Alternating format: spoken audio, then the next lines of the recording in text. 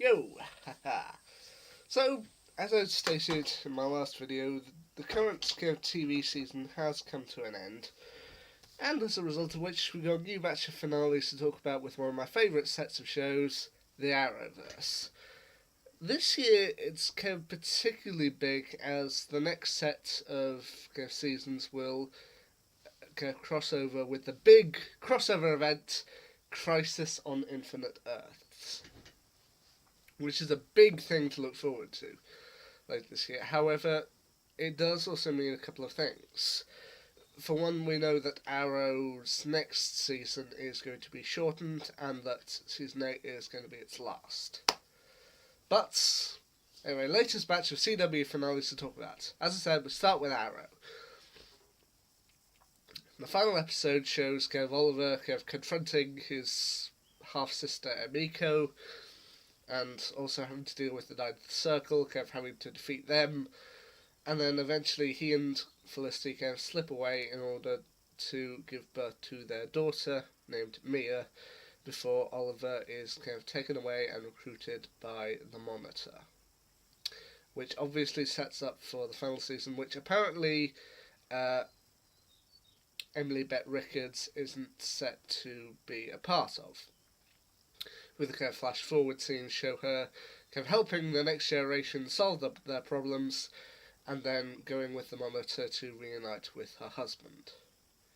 Which apparently Emily Bett Rickards isn't going to be a part of the final season of Arrow, and it obviously sets up with Oliver set to die in Crisis on Infinite Earths.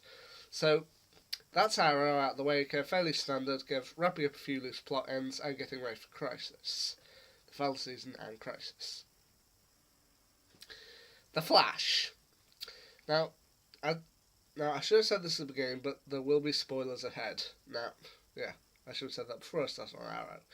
But the Flash kind of has it that they have to destroy kind of Cicada's dagger, but realise that if they do that, then the dagger will disappear in the future, and Thorn will still have his powers in the future, whereas the powers were being dampened by the dagger originally. Eventually, though, although they try everything, they're left with no other choice, and they have to destroy the dagger.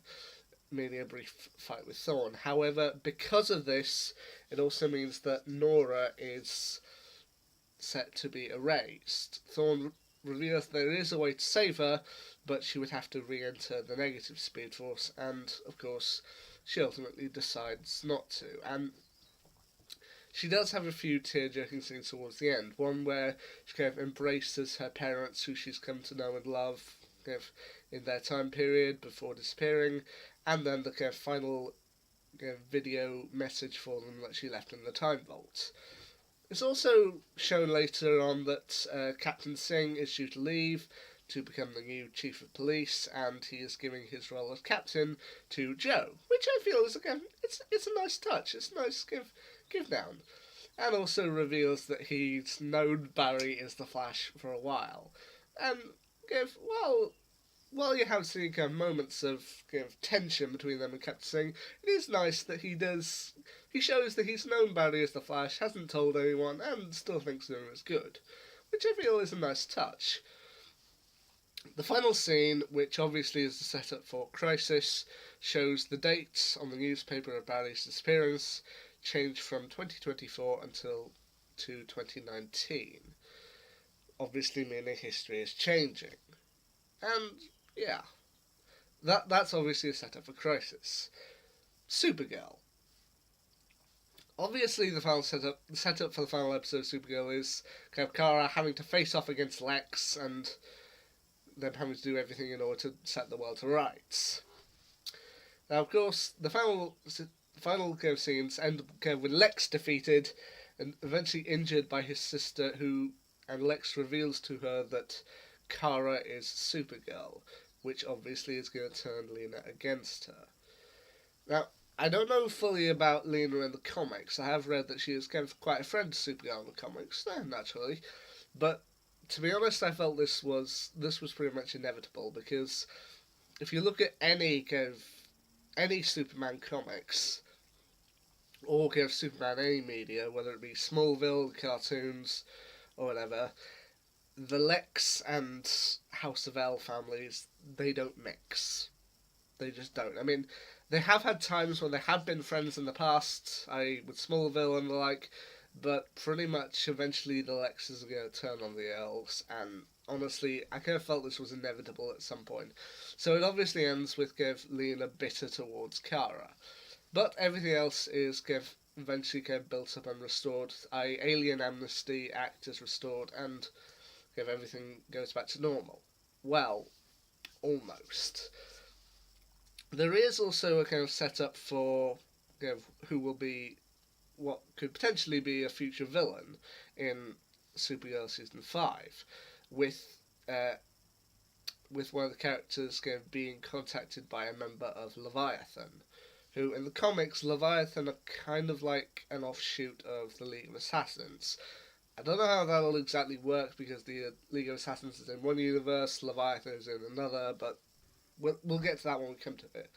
But also shows the Monitor confronting, seeing Lex, and also releasing John Jones's brother, Ma Alefa Ak, onto Earth, which I've almost certainly butchered that name.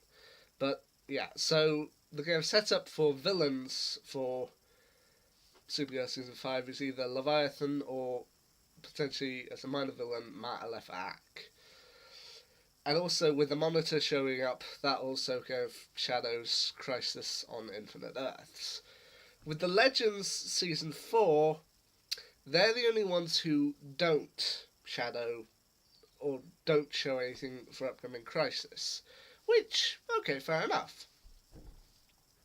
But it does. Legends is probably the one that left me asking the most questions.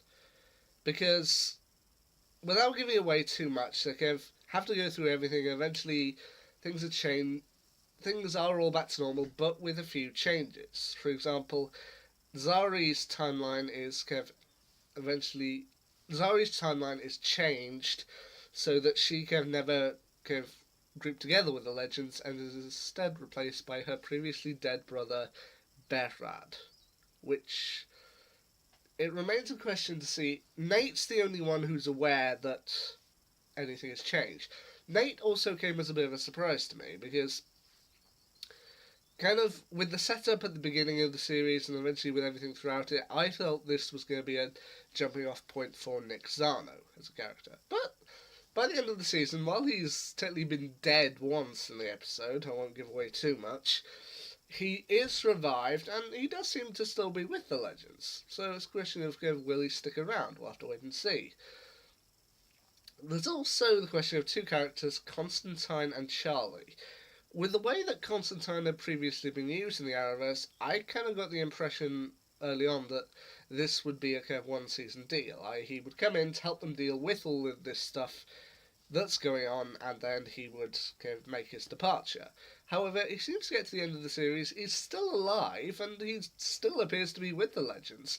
And the setup for season 5, as it was, with the now hellbound Astra retrieving people's souls, such as Genghis Khan, it does seem to still be in his wheelhouse. The same with Charlie. I mean, Maisie Richardson Sellers.